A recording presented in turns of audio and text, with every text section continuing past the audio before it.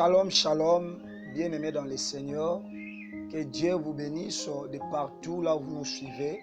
Nous sommes en direct de notre mission Jésus-Christ en action sur notre chaîne J'aime Pro. Que Dieu vous bénisse. J'ai eu encore le privilège de partager la parole de Dieu ensemble avec vous. Nous allons nous entretenir sur un sujet un peu vaste. J'appelle ça même le socle de la vie chrétienne. Donc, la Bible dit que mon peuple est péri faute de connaissances. C'est très bien pour nous, les enfants de Dieu, le peuple de Dieu, nous qui sommes déjà l'Église, de pouvoir bien être enseignés, parce que les enseignements nous aident à faire notre marche sur la terre jusqu'à ce que nous allons arriver au ciel. Je vais parler sur la sens de la foi.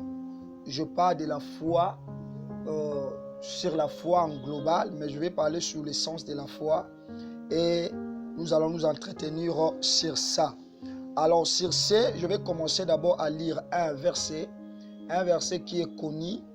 Nous allons prendre la Bible, nous allons partager, lire sur le livre d'Hébreux.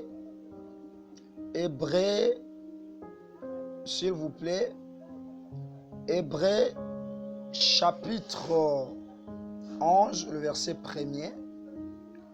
Hébreux chapitre 11, verset 1er. La Bible dit: or la foi est une ferme assurance des choses qu'on espère, une démonstration de celles qu'on ne voit pas. Je viens de lire dans la version Louis II révisée. Je répète: or la foi est une ferme assurance des choses qu'on espère, une démonstration de celles qu'on ne voit pas. Alors nous allons nous entretenir pendant toute cette série des enseignements ou de l'enseignement sur la foi.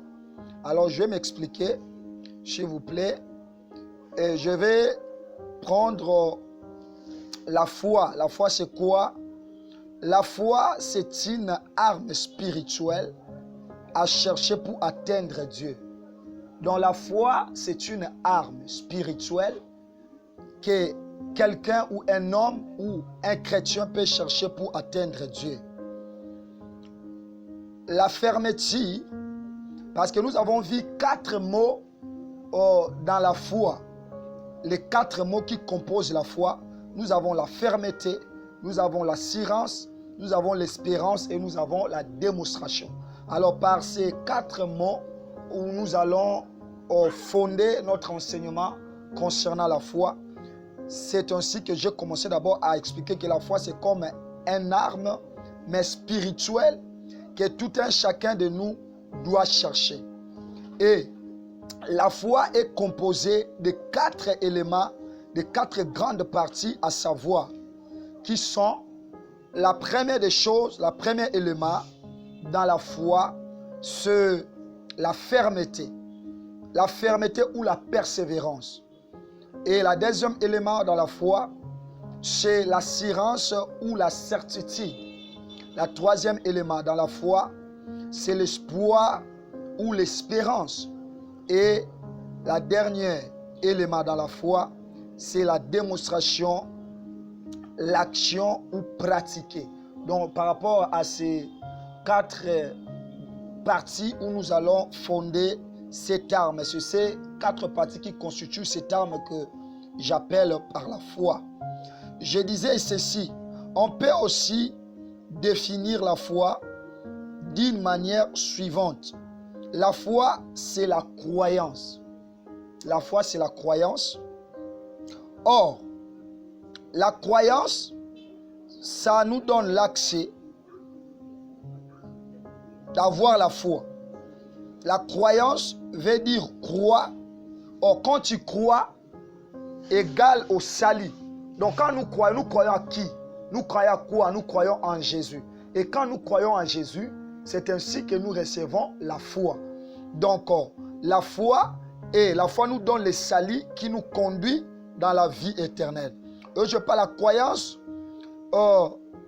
c'est être d'accord c'est être d'accord de ce qu'une personne te dit concernant un être invisible ou visible. La foi, c'est être, la croyance, c'est être d'accord de quelque chose que quelqu'un te dit, soit la personne qui est visible ou invisible.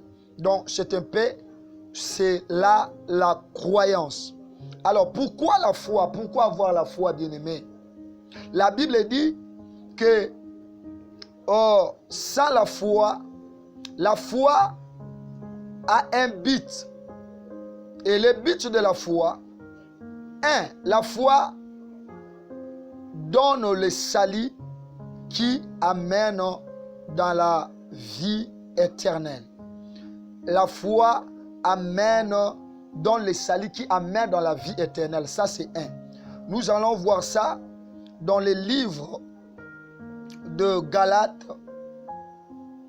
Oui, bien-aimé de Dieu, je suis en train de parler lentement, mais saisissez ce que je dis et le Seigneur va nous bénir certainement. Vraiment, le Seigneur va nous bénir certainement.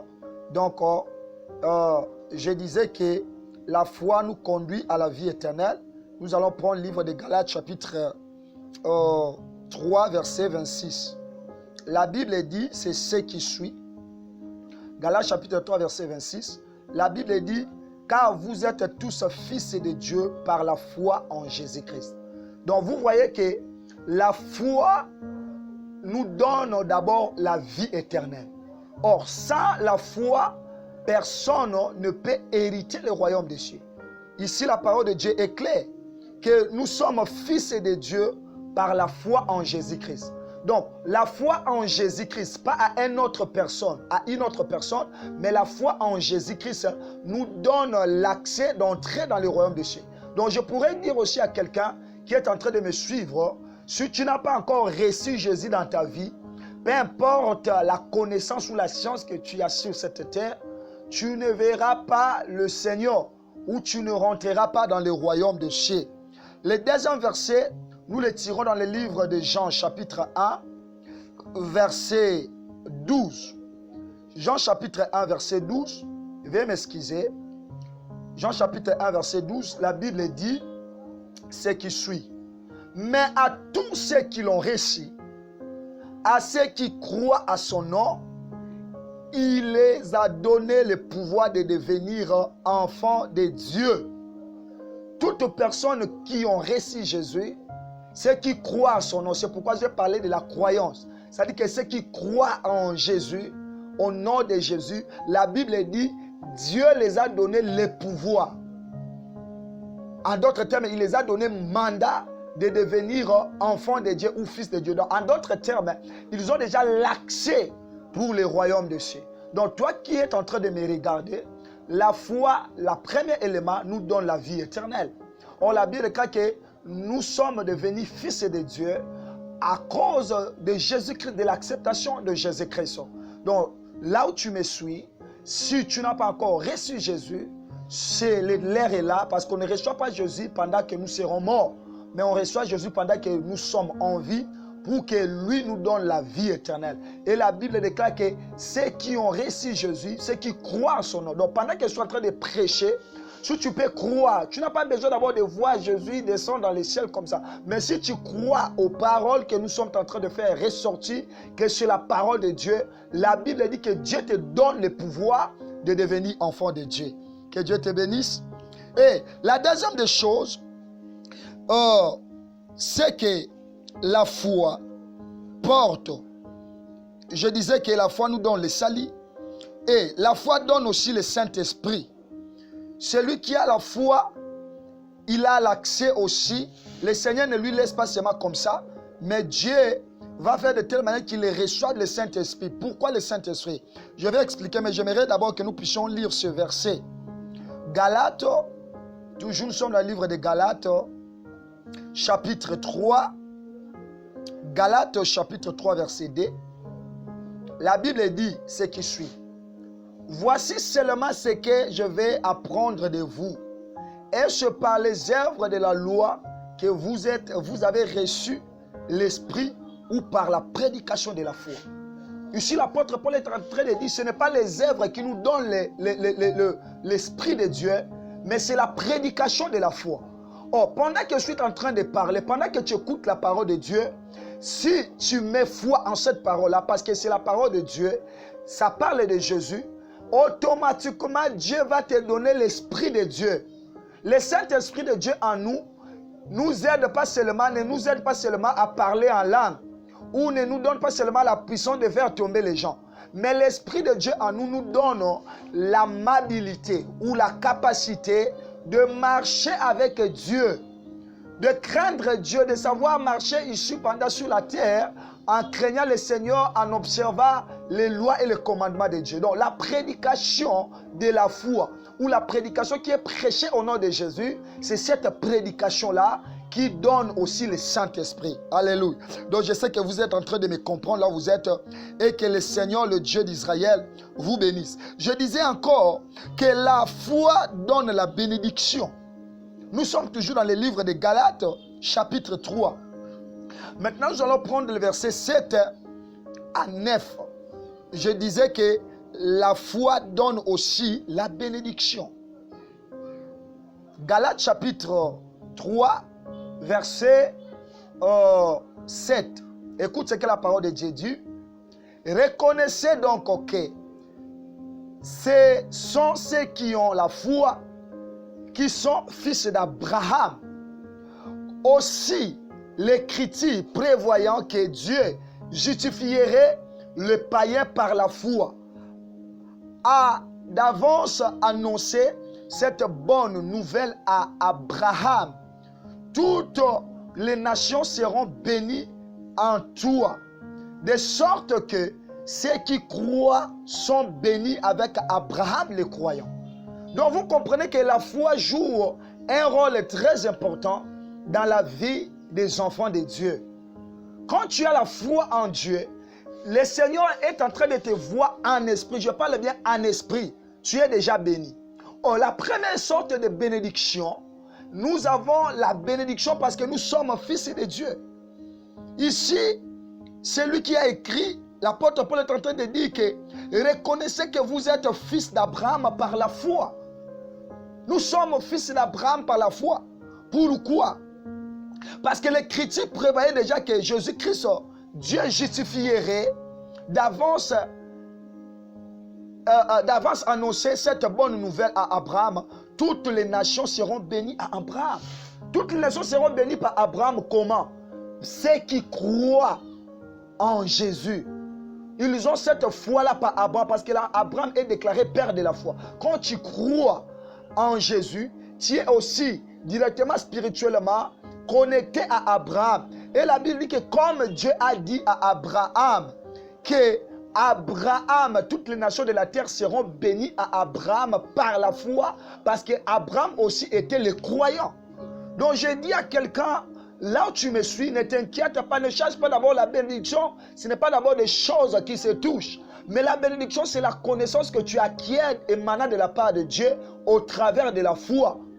Mutu bazana kondime pa na nzambe azo pesa lipamboli. Lipamboli ezali kimia otozo na mutema. Lipamboli ezali ndingisa otozi poto kota bokonzi ya nzambe. Lipamboli ezali sengo otozi poto koma bana ya nzambe. Donc ozaki première partie na biso, nous définissons la foi et nous parlons sur c'est quoi la foi, le sens véritable de la foi. Donc la foi nous donne la bénédiction. Et pour clôturer dans ces domaines, et la foi, comment dirais-je, la foi ne donne pas seulement la bénédiction, mais la foi donne aussi la justice. Ne donne pas seulement la justice, mais la foi, la dernière des choses, la foi c'est aussi aimer Dieu. La foi c'est aimer Dieu. Celui qui a la foi, il aime Dieu. Par là, nous allons terminer. Par là, nous allons terminer. J'aimerais que nous puissions lire ce verset. Et par là, nous allons terminer cette première partie de cette mission. Nous allons lire Jean chapitre 14. Jean chapitre 14, le verset 15 et 21. Nous allons sauter et nous allons prendre directement 21. Verset 14. La Bible dit, si vous demandez quelque chose... Non, Jean chapitre 14, verset 15, la Bible dit, si vous m'aimez, gardez mes commandements. Verset 21, la Bible dit, c'est lui qui a mes commandements et qui les garde. C'est celui qui m'aime et celui qui m'aime sera aimé de mon Père. Je l'aimerai et je me ferai connaître à lui. Donc, ce que nous devons comprendre pour clôturer ici, que c'est lui qui a la foi. Il montre son amour envers Dieu. La foi est égale à aimer Dieu. La Bible dit, si vous m'aimez, gardez mes commandements. Or, quelqu'un ne peut pas garder les commandements de Dieu. Quelqu'un ne peut pas suivre Dieu s'il n'a pas l'amour, la foi en lui. Or, la foi en Jésus produit l'amour d'aimer Dieu, d'aimer l'œuvre de Dieu. Il y a beaucoup de personnes qui ont commencé à servir Dieu, ils ont abandonné. Parce que cet amour-là est déjà mort à cause des réalités. Mais j'aimerais te dire, toi qui me suis, tu m'écoutes de partout, que tu dois garder la foi pour que ton amour envers le Seigneur croisse. Parce que la Bible dit, sans la foi, personne ne peut être agréable à Dieu. Donc voilà un peu ce que nous avons présenté dans notre premier numéro sur la définition de la foi. Je disais que le quatrième élément dans le sens de la foi, c'est aimer Dieu. La Bible dit, si vous m'aimez, mon Père vous aimerait, moi aussi je vous aimerai et nous viendrons faire notre habitation chez vous. Donc quand tu aimes Jésus, sache que le Seigneur aussi dans le ciel t'aime. Mon frère, ta foi doit être au-dedans de toi et tu dois manifester ton amour envers Jésus dans tout ce que tu fais. Même dans des conditions difficiles, tu es dans les recoins, là on est en train de maltraiter les chrétiens, tu dois témoigner ton amour envers Dieu. Même si ça demandera le prix, le sacrifice de la mort, tu dois accepter pour Jésus. Ton amour pour Jésus ne doit pas être quand seulement tu as de bonnes choses. Même si quand des choses deviennent très difficiles, tu dois manifester ton amour envers Jésus. Que le Seigneur vous bénisse. Contactez-nous par ce numéro qui est en train de défiler sous vos écrans. Si vous pouvez aussi mettre la main pour nous aider en fait que nous puissions encore propulser davantage la parole de Dieu. Le Seigneur va vous bénir. Que le Seigneur bénisse toute la réalisation et à la prochaine occasion. C'est votre serviteur, l'apôtre nommé Mamba Joseph, et que le Seigneur vous bénisse abondamment. Je vous aime beaucoup. Gardez la foi et que le Seigneur vous bénisse. Bye, bye, bye, bye. Au revoir.